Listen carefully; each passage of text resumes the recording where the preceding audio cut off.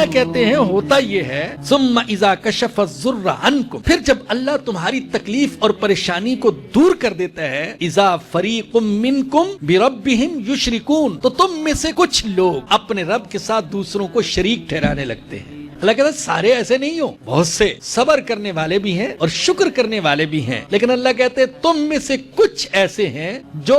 تکلیف دور ہونے کے بعد اپنے رب کے ساتھ دوسروں کو شریک ٹھہراتے ہیں، کہتے ہیں اس کی وجہ سے پریشانی دور ہو گئی، اس کی وجہ سے تکلیف دور ہو گئی، فلاں نے مسئلہ حل کر دیا، ڈاکٹر بڑا کمال کا تھا اور عامل بڑا کمال کا تھا، ایسا تعویذ دیا، ایسا دم کیا کہ بس سب کچھ کر دیا، پیر صاحب بڑے کمال کے تھے، دوسروں کی طرف نسبت کرتا ہے، اللہ کو بھول ہی گیا جس اللہ نے سب کچھ کیا۔ پریشان تھا غربت کی وجہ سے، بے روزگاری کی وجہ سے، اللہ نے مسئلہ حل کر دیا، اب حالات اچھے ہو گئے، اب اپنی ذہانت کو سمجھتا ہے، اپنے فن کو سمجھتا ہے کہ مجھے اسی کی وجہ سے یہ عروج ملا ہے، یہ ترقی ملی ہے، یہ کمال ملا ہے۔ تو اللہ کہتے ہیں کہ جب میں تکلیف دور کر دیتا ہوں تو یہ اپنے رب کے ساتھ دوسروں کو شریک ٹھہراتے ہیں۔